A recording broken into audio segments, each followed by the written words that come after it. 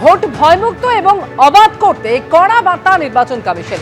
বুথের ক্যামেরায় গন্ডগোল দেখলেই পুনর্নির্বাচন, তা নিয়ে এবার কড়া বার্তা দিচ্ছে নির্বাচন কমিশন। অবজারভারদের সঙ্গে বৈঠক এবং সেই বৈঠকে পুনর্নির্বাচন নিয়ে কমিশনের একেবারে স্পষ্ট বার্তা। কমিশনের 3000 ক্যামেরা বুথের ভেতরে এবং বাইরে রাস্তায় কাজ করছে।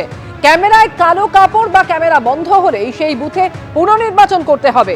অতীতে ক্যামেরায় কালো কাপড় বা ক্যামেরা বন্ধের নজির রয়েছে রাজ্যে। ক্যামেরায় গলদ দেখলেই সঙ্গে সঙ্গে পুনর্নির্বাচনের সিদ্ধান্ত নিতে হবে। ভোটের সঙ্গে যুক্ত সবাইকে সতর্ক করবেন অবজারভারদের, এমনই কড়া বার্তা নির্বাচন কমিশনের।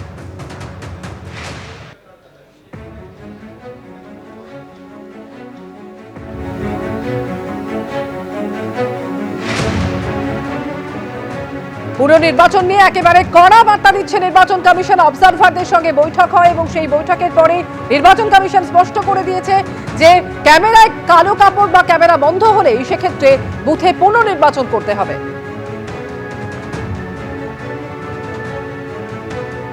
ভোটের মুখে হলদিয়ায় বিজেপি কর্মী রহস্য মৃত্যু। হলদি নদীর ধার থেকে তার দেহ উদ্ধার হয়েছে বলে জানা যাচ্ছে।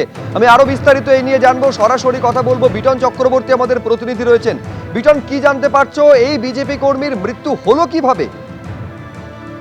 দেখো, পরিবারের থেকে যেটা অভিযোগ করে বলা হয়েছে যে গতকাল বিকেল থেকে কিন্তু তিনি নিখোঁজ ছিলেন, মহাদেব বিশ্বাস যার নাম, এবং আজকে দুপুরবেলা তিনি যখন এই হলদি নদীর ধারে তিনি যখন ঘাস কাটতে আসেন তখনই দেখতে পান যে তার দেহটি সেখানে পড়ে রয়েছে এবং পরিবারের দাবি তার দেহে একাধিক আঘাতের চিহ্ন রয়েছে এবং স্থানীয় বিজেপি নেতৃত্ব তারা দাবি করছেন যে এই তাকে খুন করা হয়েছে এবং এই খুনের পেছনে তৃণমূল কংগ্রেসের আশ্রিত দুষ্কৃতীরা রয়েছে।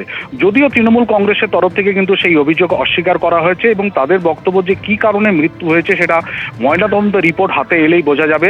পুলিশ কিন্তু ইতিমধ্যেই দেহ উদ্ধার করে নিয়ে গেছে এবং ময়নাতদন্তের জন্য পাঠিয়েছে। স্বাভাবিকভাবে এই দেহ উদ্ধারকে ঘিরেই কিন্তু শুরু হয়েছে চাঞ্চল্য। শুভ্রজিৎ, ধন্যবাদ বিটন।